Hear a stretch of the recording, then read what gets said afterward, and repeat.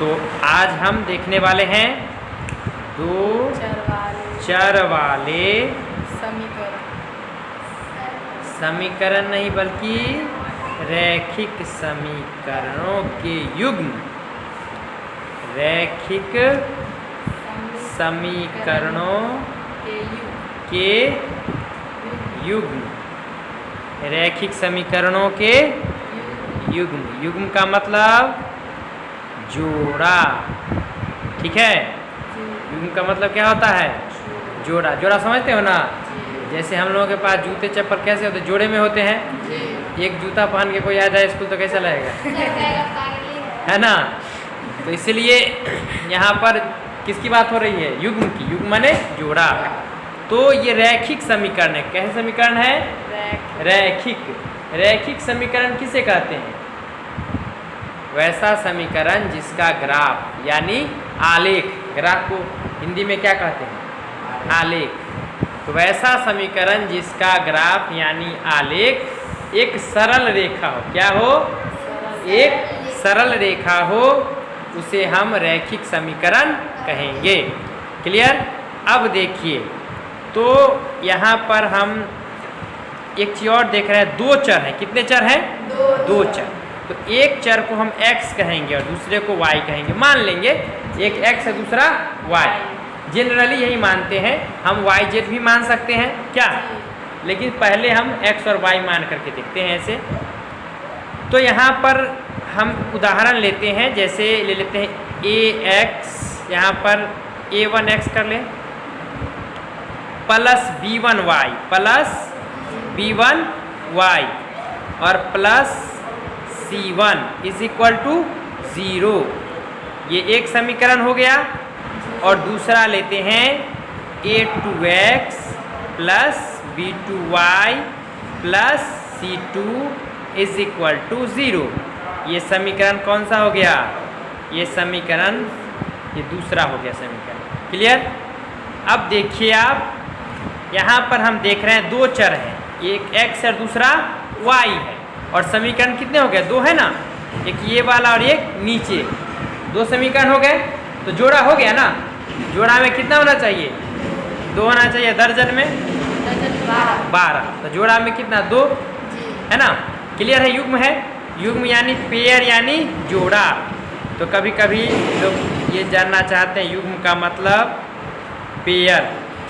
Pair है ना? Pair PAIR, pair माने जोड़ा यानी युग्म। जोड़ा हो गया। अब हमें देखना है ये जो युग्म है समीकरण का, इसका हल।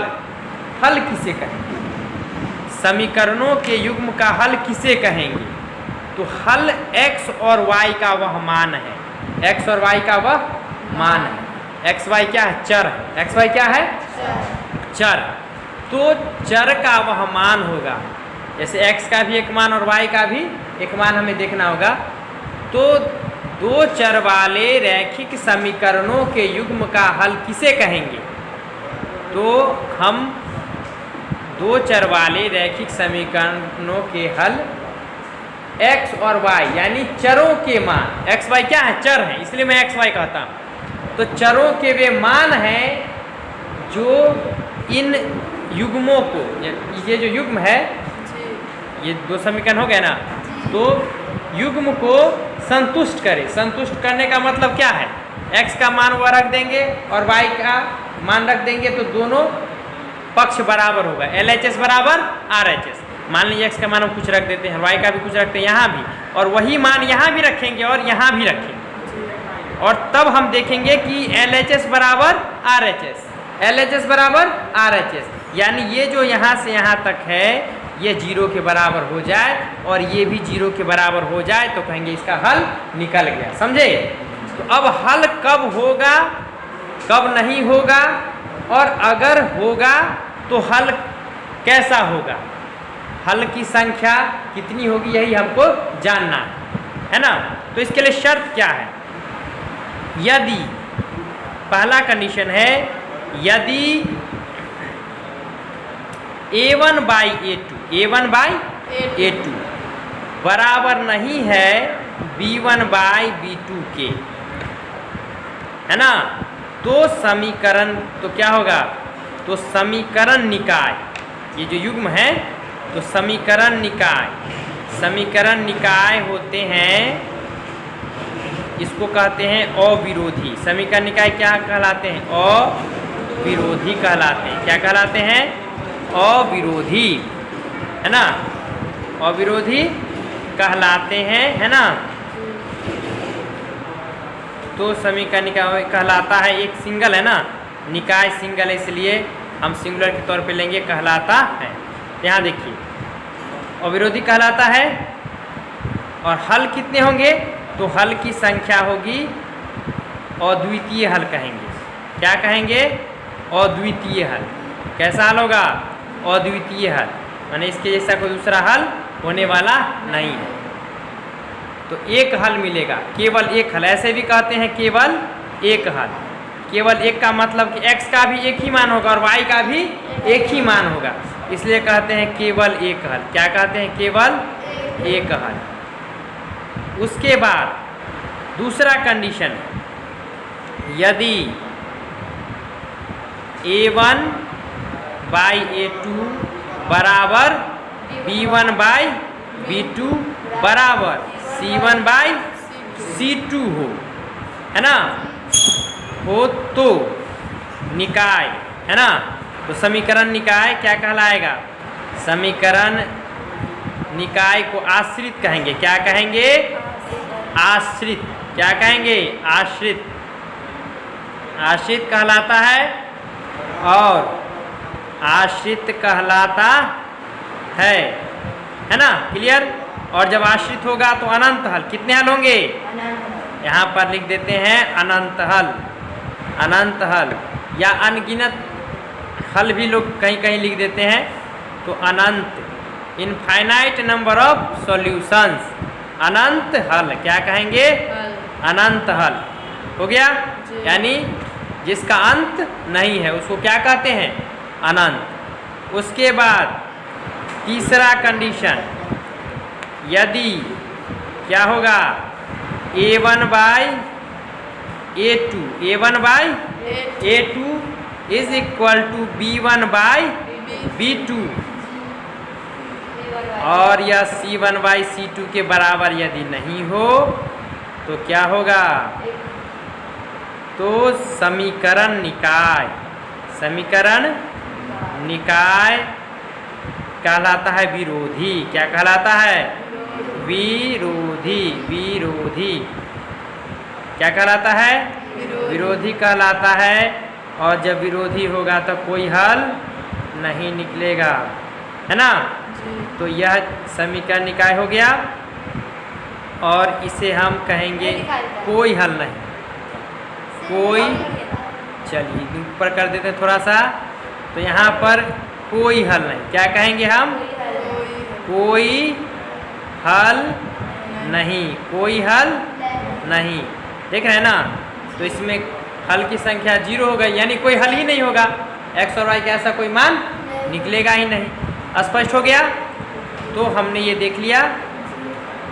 अब हम देखते हैं कि ग्राफ कैसा बनेगा, है ना।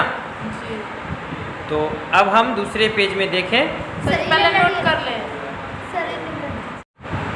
तो अब हम उदाहरण की सहायता से देखेंगे कि समीकरण निकाय यानी दो चर वाले रैखिक समीकरणों के जो युग्म है उनके कितने हल होंगे अथवा नहीं होंगे। चलिए तो पहला उदाहरण देखते हैं। एक उदाहरण है कि 5x माइनस 4y होगा, है ना। उसके बाद क्या है, प्लस 8 है, बराबर क्या है, 0 है। दूसरा क्या है, 7x plus 6y minus 9 is equal to 0।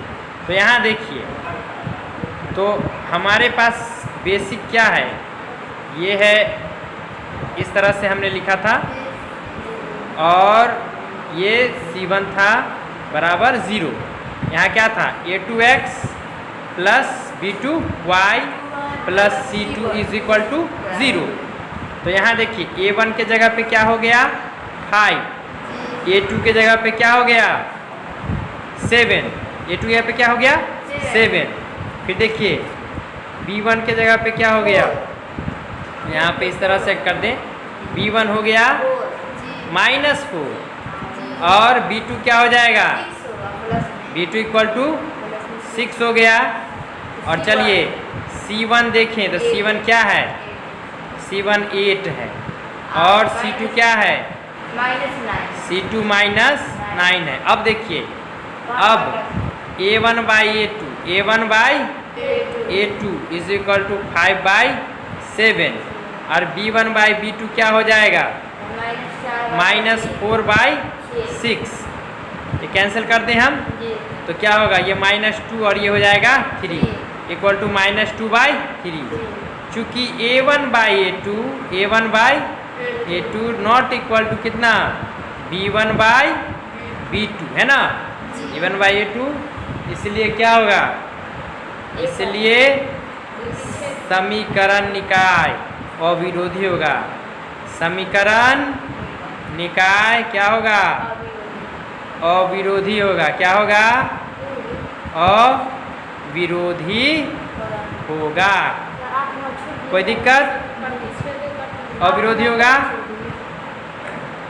इस प्रकार क्या होगा, हाँ रुकिए ना, इसको बता देंगे, प्रतिशत वाला बाद में बताएंगे, ग्राफ वाला बनेगा वीडियो तक।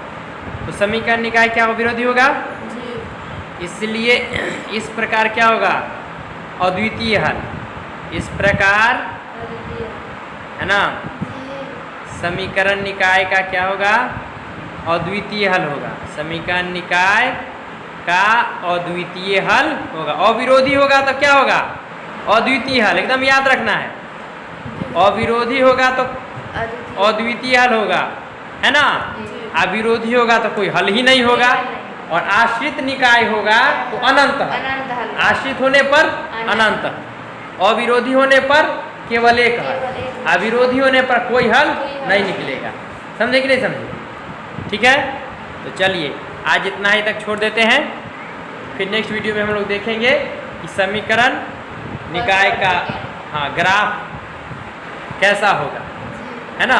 और ग्राफ से भी हम पता कर लेंगे कितने हल होंगे, है ना। ठीक है, आज के लिए इतना ही।